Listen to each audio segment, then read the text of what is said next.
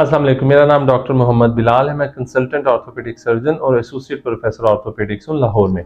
आज की ये वीडियो अवेयरनेस के बारे में है, जिसमें हम आपको ये आगाही देंगे कि जब आप हिप या नी जॉइंट रिप्लेस करवाते हैं तो कौन सा जॉइंट सेलेक्ट किया जाए।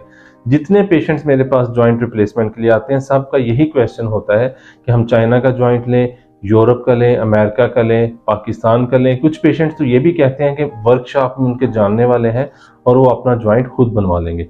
तो ये चीज़ सबसे अहम डिसीजन है जब आपने ऑपरेशन के लिए जाना है। तो हम जॉइंट किस तरह से सिलेक्ट करते हैं, आज मैं आपको उसके बारे में बताऊंगा।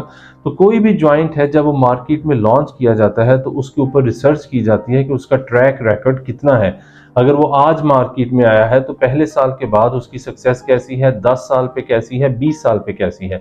अगर आप ऑनलाइन ये देखना चाहें तो जितनी बड़ी कंपनीज हैं वो अपना ट्रैक रिकॉर्ड मेंटेन करती हैं। उनको ये पता है कि उनके कितने जॉइंट्स हो चुके हैं, उनकी सक्सेस कैसी है, पेशेंट की आउटकम्स कैसी हैं। एक वेबसाइट है जिसको ओडेप रेटिंग कहा जाता है। आप इस वेबसाइट को सर्च कर सकते हैं और जो भी जॉइंट आप करवाना चाहें आप उसका नाम डालें और वो वेबसाइट आपको रिजल्ट्स बता देगी कि पिछले 10 साल, 5 साल या 20 साल में इस जॉइंट का रिजल्ट कैसा रहा। अनफॉर्चुनेटली ये जैसे जैसे मार्केट एक्सपेंड हो रही है, ये चीज़ बहुत कॉमन है कि नई कंपनियां लॉन्च होती हैं, उनको कोई भी अमेरिकन जॉइंट अच्छा लगा, उसकी कॉपी बनाएगी और मार्केट में उसको ले आए। 1 साल 2 साल वो चला, उसके बाद वो कंपनी ही गायब हो जाती है। अगर मैं पाकिस्तान में पिछले 8 साल से काम कर रहा हूँ, उससे पहले यूके में हमने 10 साल काम किया है, लेकिन जब से मैं पाकिस्तान आया हूँ मैंने अपनी आंखों से देखा है कि 2-3 कंपनीज जिन्होंने लॉन्च किया और उसके बाद वो डिसअपियर हो गए। तो ये चीज़ सबसे ज़्यादा खतरनाक होती है कि जो ऐसी कंपनीज हैं जिनको ये पता ही नहीं कि उन्होंने कितने साल काम करना है तो उनकी क्वालिटी कैसी होगी। जब जॉइंट की क्वालिटी पुअर होगी तो उसके क्या नुकसानात हैं। आप जितना मर्जी अच्छा ऑपरेशन कर लें, आपके सर्जन बहुत अच्छे हैं, हॉस्पिटल बहुत अच्छा है, लेकिन अगर जॉइंट निकम्मा है, जॉइंट की पैकिंग अच्छी नहीं है, उसकी क्वालिटी पुअर बनाई गई है, तो इन्फेक्शन का रेट बहुत ज़्यादा है, वो जॉइंट लूज हो जाएगा। आज मेरे पास एक एक्सरे आया जिसमें वो जॉइंट टूट चुका था। तो ये सारी चीज़ें इंडिकेट करती हैं कि वो जॉइंट पुअर क्वालिटी का था। और जब एक ऑपरेशन फेल होता है तो वो पेशेंट के लिए एक बहुत बड़ा डिजास्टर है। उसमें पहला ऑपरेशन खत्म हो गया, दूसरा ऑपरेशन करना मुश्किल, उसके एक्सपेंसेस ज्यादा और उसकी कामयाबी कभी भी इतनी अच्छी नहीं हो सकती जितनी कि पहली दफा हम अचीव कर सकते हैं।